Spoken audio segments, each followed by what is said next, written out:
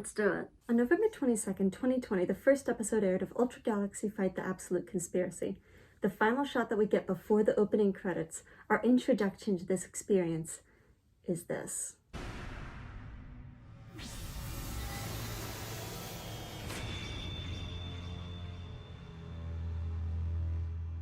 Beautiful. I could not have known. A little over a year after that, on December 10th, 2021, almost a year to the day after I'm recording this, that individual hijacked an Ultraman Connection livestream and took questions from the audience. And I made a horrible mistake. Yes. Ooh, Klenda. Klenda. You have potential. Oh, no. Someone like you must feel lonely on this planet full of land of light believers. You are always welcome in the kingdom. Oh no! Oh no! The rest is history. What they won't tell you in your history books is that Tartarus also read a comment roasting him for getting absolutely dominated by Jonius, and also made him read aloud a literal keyboard smash, which to this day I would pay $30 to $40 for a recording of. But that encounter sort of indirectly got me in talks with Ultraman Connection people, in exchange for literally every Tsuburaya Connections employee I've ever met roasting me for this. I got whatever this is. And since I accidentally shot way too much art footage to trim down to a YouTube short, and you guys on Twitter wanted me to suffer, we're doing this. Part 1 of Foundation to build off of. For this, I did like gold on my eyes. Can you see that? As of this recording, we've had 3 UGF installations, each a little over an hour long. Absolute Tartarus does not appear until the second of these, but it feels disingenuous to talk about 2 and 3 without mentioning one, so bear with my non-absolutian talk for a little while. During the first year of COVID lockdown, when everyone still had a sense of linear time, Tsuburaya released a new type of media, in the form of the YouTube special, Ultra Galaxy Fight: New Generation Heroes. UGF1 was a dip of their toes into the water of true online marketing, a way to inject fan service directly into our brains in a way that Ultraman really hasn't done before. I need to be clear. I don't care if you hate UGF1. You can hate it. It's fine. That's not a hot take. That said, UGF1 was content exclusive to YouTube, available worldwide, fully subtitled in multiple languages, with an official simultaneously released English dub, over an hour of content which you could watch in batches like a show or as a single movie, for free. I cannot overstate how big a first step this was for Tsuburaya in global marketing. But a first step is what it was, and the first is easily the weakest of the UGF installations. Its name is all it is. It's the New Generation Ultras hitting things for about an hour, with something loosely resembling a plot to justify it. And the English dub is... They're as strong as their originals. No, perhaps even stronger with the additional power of darkness. You even copied my Mon's armor. It's so dark and suffocating. Looks like we've been trapped in the Dark Killer Zone. I love it very much, but UGF1 was a test run, a proof of concept. Now that they knew that this was a format that worked, that people would watch, that people liked, and that was profitable, Tsuburaya could really go for it. Now they had a real story to tell on a crossover scale we haven't seen since, 2009 with Ultraman Zero's Mega Monster Battle movie? So in the span of 2020 to 2021, bridging the gap between the finale of Ultraman Z and the pilot of Trigger, we got the YouTube exclusive UGF2, Ultra Galaxy Fight: The Absolute Conspiracy. And that's where we meet the Absolutians. Tsuburaya's been working overtime to establish them in the permanent villain ensemble alongside longer-time villains such as the Gua siblings, Emperor Yapul, and the new-gen villains like Belial and Tergier. And while I could definitely see an argument for oversaturation, I for one welcome our golden overlords. So I think it's important to really talk about the most popular Absolutian, to better understand his motivation and what truly drives him as a character, it's Teton. We're talking about Teton first, baby. Part 1.5, Teton. Teton is a fascinating case study of one person encountering people who live differently. Teton starts with his own set of beliefs and values and understanding of his place in the universe. And by the end, we're not really sure if he's in a different place at all, but we know he's been shaken. We see 2 key encounters that do this. Firstly, he fights Reboot. Actually, this is one of my favorite things. Probably not for the reason it's supposed to be, but it's very funny to me. He just wants to fight Reboot so badly. It's just so cute. But he gets frustrated over and over again, because every time Reboot tries to reach out with compassion, tries to befriend him, tries to draw him into this unified purpose, into a brotherhood, because of course Reboot would. Because it's Reboot. He's as ultra as an Ultraman can be. His values are the platonic ideal of what a good Ultra believes. I want to protect my people, all existing life, to stand up for justice and overcome challenges. That's Ultraman, the ambassador of light! But fighting to protect what you love rather than fighting for your own pride is so utterly foreign to Titan that he straight up isn't sure how to process it. He doesn't have the framework to even understand how Reboot could think that way. And it frustrates him, because how could anyone live that stupidly, that selflessly? How could anything as soft and weak as compassion drive someone to fight and bleed and die for it? His second key encounter is with Noah. I've seen people call Noah Ultra God before, but I think that that's not correct. I'd actually say he's more like the guardian angel of all light-based life forms like Ultras and Andromedans and Absolutines, but that's neither here nor there. Noah, in simplest terms, is the physical embodiment of hope, but not hope as we colloquially think of it, and not how Titan think of and not really the way that Titan probably thought of it either. There's this idea that hope is vainly sitting back and wishing that things were different, and that's not what I mean when I say hope here. Noah is the hope that means believing in a better future and using that belief to help build that future. It means trusting in other people, believing in the bonds you forged with them, and supporting one another in your weakness. It means believing that it's never too late to change, no matter how far you've fallen. That's the hope that Noah embodies. And that's the hope that Titan stood face to face with. That's the hope that the film language tells us spoke to him. We never learn what he said. Those words weren't for us. As of this recording, we technically still don't know what Titan will do with what he saw and heard. I say technically because Titan is probably on the road to a redemption arc, which is foreshadowed by the fact that he doesn't have pointy villain feet. This instantly would make Titan the first villain redemption we've had in Ultraman since Gina earlier in the same special, or Dargon, or Juggler, or Belial in that one stage show if you went look. But while Titan is dynamic and we're meant to see him as more of a character, the other two Absolutines we've seen are more like forces of nature. At least that's what they'd like to be perceived as. The reason I talked about Titan so long, especially regarding Hope, is that he's one of the only two Absolutines we've seen so far with an arc, and the only one we've seen with an upward trajectory. While Titan might be just about to start in his upward journey, UGF 2 and 3 show us another Absolutian's downward spiral, and as outside observers, we watch Tartarus slowly tear himself apart from the inside. Part 2, this idiot specifically. Tartarus is much more like Absolute Diablo than Titan in this sense, as neither non-twunk Absolutine changes through any specific interaction with anyone else. No one encounter raises a moment of hesitation in Tartarus or Diablo the way that Titan had. We do see Tartarus change, but the only way we see other people affect him at all is when they frustrate him for getting in his way. He only ever changes because he folds up inside himself and spirals. Which mood? Obviously, I've talked to a lot of other people about Tartarus. I hear a lot of people referring to him as a cult of personality, pulling strings and manipulating the values of others to achieve his own ends. I think it's hilarious that he seduces Belial and Tregear to his own side. Bear with me a little. Both Tregear and Belial are inherently tragic characters because of what we know about them. Belial was one of the greatest Ultras on the entire Land of Light. He helped defeat Emperor, he helped end the war. He could have led the garrison, and Tregear could easily have equaled Hikari's brilliance, if not surpassed it, if he hadn't fixated on Taro as the end-all be-all of what an Ultra should be. More on this later. But Tartarus, we never see any indication that he was different. And in some ways, that's more horrifying than Tregear and Belial. I feel the need to qualify this, actually. Belial and Tregear both do horrific stuff, especially Tregear. That's right. No! I was behind all. Stop bullying children! But Tregear's rage and vindictiveness comes from this deep self-loathing that he has, and the belief that he'll never be good enough, so he might as well just be as awful as possible, because if you can't be the best, you might as well be the worst. And Belial has the opposite problem. He has this deep sense of entitlement and ego. He tears apart the Land of Light because, in his words, he just wants ultimate power to remake the universe as he sees fit. Both of these are obviously selfish. Both start in theoretically good places and crumble into ugly messes when followed to their natural conclusion. They're tragic because they could have been not just good, but great. But Tartarus, as far as we can tell, he's always been this way.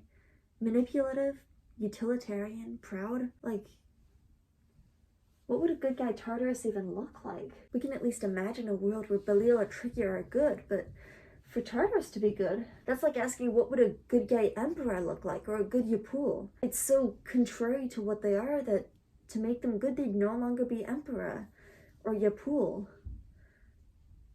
or Tartarus. But wait, I hear you ask, or maybe that's the voice in my head again telling me to do things. Isn't Tartarus's goal technically good? He wants to save his people, make sure they have a home. That's good. I mean, he's going about it the wrong way, but he wants to help. Surely a good Tartarus is just him trying to save his people, but in a better way? Let's explore that. It takes middle school reading comprehension to notice that the Absolutines are made as a dark parallel for the Ultras. They have their own planetary system, the Kingdom, which parallels M78. They have a central planet, which houses massive, sprawling cities with their own equivalent to the plasma spark, the light-based source of their power. They even physically resemble Ultras in the same sense that an Andromedan resembles an Ultra. Why is the camera shaking? But at the end of UGF2, we learn that there's something very wrong with the Absolutine homeworld. And in the prologue to UGF3, we learn what that is. Something about their light source isn't stable, and eventually their homeworld will become uninhabitable, which is why they want the Land of Light. That's where I thought the story ended.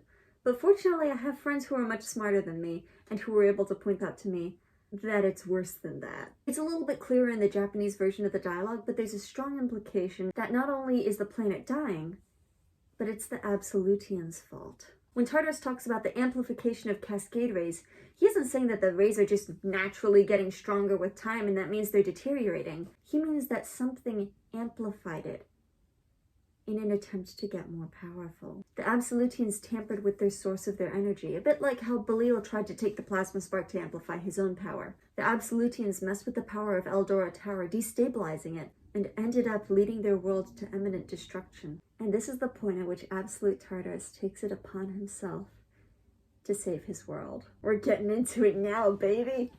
Part 3, the philosophical outlook of the Absolutians and Tartarus as a case study thereof. Do you like this? It's my Ultraman mug. I'll put a link down in the description where you can get one of these. I don't get any cut of that. I just want more people to have this. Tartarus' mission, as stated at the end of UGF2 and throughout UGF3, is to take over the Land of Light, kicking out the Ultras and rebuilding the Absolutian homeworld in M78. This means that Tartarus is an allegory for white colonialism. What stands out to me about this is that the Absolutians know that the Ultras are technologically advanced, that they live in a world very similar to theirs. They never even consider asking the Ultras for help. It's never brought up as an option in story. No one discusses it. It never comes up. Presumably, even if the Ultras didn't have the technology to save the kingdom itself, which, if they'd been contacted early enough, they might have, they could have at least helped find a new home for them. We know that there are several places with Land of Light type conditions, or places where Ultras can flourish, such as Toy 1, Z95, U40, Not You, the Andromeda Galaxy, or even some place within M78 itself. But no, the idea is never brought up. Because of course it isn't. They call themselves the ultimate life form. Asking for help would be admitting weakness, and of course they can't do that. How can you be the ultimate life form if you need someone's help? So literally everything we know about the Absolutines is steeped in their pride and hubris. It infuses everything they do. It informs every action and aspect of their past and future. But hang on, I hear the voice in my head gurgle once again. Tartarus is asking for help, isn't he? That's kind of weird, that's kind of counterintuitive, that's kind of strange, contrary to his nature even, if you will. Over half of what he does has been enlisting help throughout time and space. So how does Tartarus, warrior of the ultimate life form, Absolutian, justify that to himself?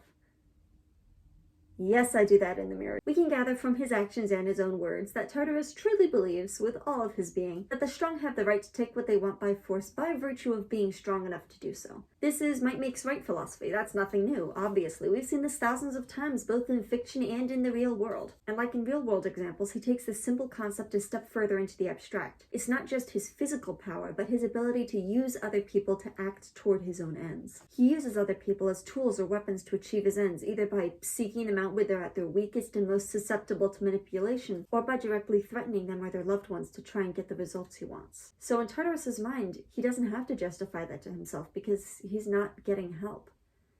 He's gathering tools.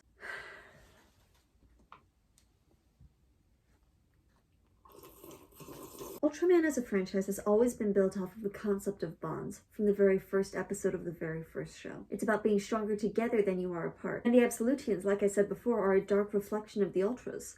And Tsuburaya isn't particularly subtle about it. So of course the Absolutians would have a twisted understanding of what a bond is. Tartarus understands that people are stronger when they work together. He gets what this teamwork thing is, but he doesn't. He doesn't understand why or what it means to have bonds with someone. There are only 2 scenes where Tartarus is shown as vulnerable emotionally. One of them is when he's literally having a mental breakdown and killing himself and an entire planet. And the other is the scene where he reveals why he needs Belial and Trigier. And even that much, oh, you can see it burns him to admit even that much weakness. Even when Trigier figures it out for himself and all Tartarus has to do is confirm it, you can see even that admittance of weakness. It's one of the few moments of real emotion we see in him. And that emotion is absolute contempt for this lower life form. Let's use a fun new word I learned for this. The term Machiavellian doesn't refer to an ethical or philosophical stance. Upon asking people who know much more about philosophy than I do, then the Absolutian philosophy appears to fall under the highly technical term might makes right, which is something I covered earlier. Machiavellian instead refers to a personality type in the same sense that narcissism does. Essentially, it's exactly what we just described, using other people to achieve their own ends, these ends generally being self-empowerment. When doing research for this segment, I stumbled across this particularly relevant passage regarding Machiavellian ethics. Machiavellians have little regard in adhering to moral or ethical standards. They focus on money, power, and competition, and place little emphasis on community building, self-care, and family commitment.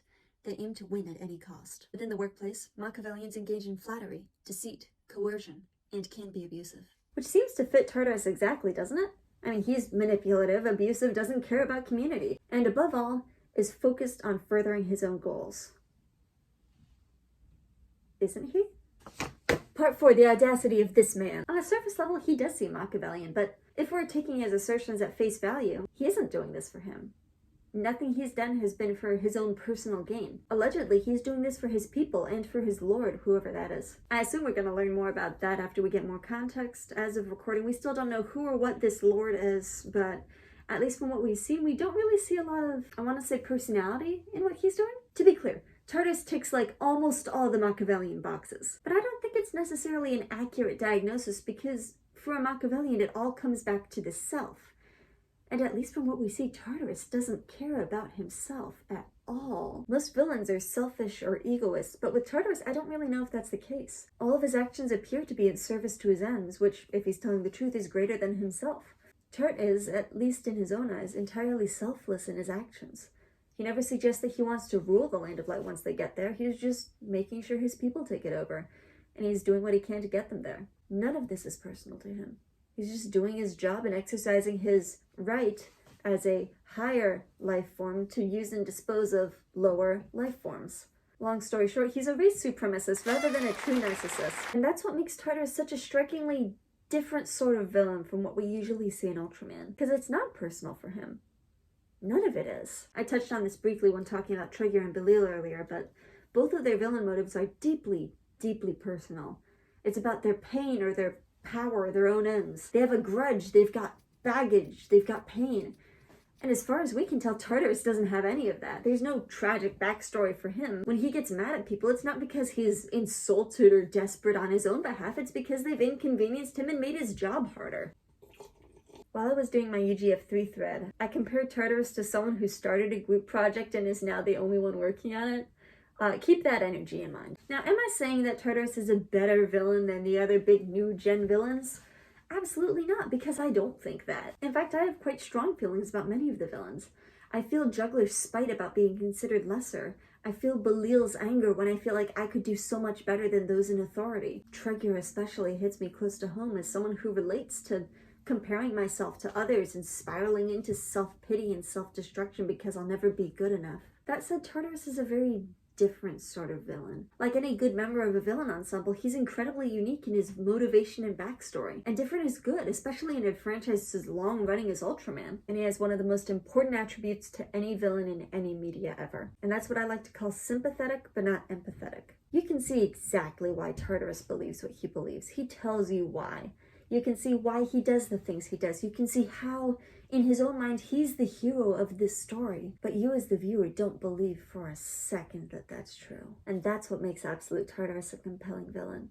Part 5, closing thoughts in that scene. That scene, oh boy. I gasped out loud when I saw this for the first time.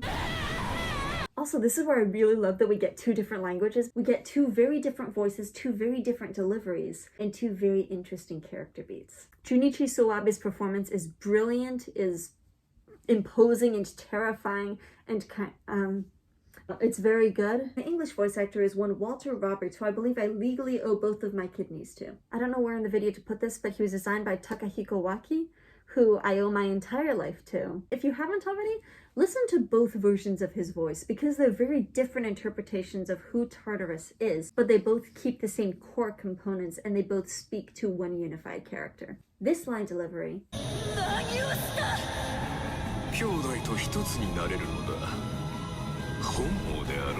tells me, oh, you made a deal with the devil. What did you expect? In this delivery, You've been reunited with your brothers. Isn't that what you wanted? tells me that that devil doesn't care. For all he knew or cared, he was fulfilling the contract exactly like she wanted. She's so far beneath him, details like her personal feelings just don't apply to him. The Japanese line reading implies a little bit of personality, like he might as well entertain himself while he's at this. The English version tells us how far above such things he is. Both versions solidify how far from compassion and empathy he is, how foreign the concept of loving your family is, and it tells us exactly what he thinks of the value of bonds. And in a 55-plus year franchise about the importance of bonds and compassion and empathy, the Absolutians, and Tartarus specifically, shed a new light on the importance of these bonds, and what an Ultra would look like without them. Part 6, but would I kiss him on the mouth?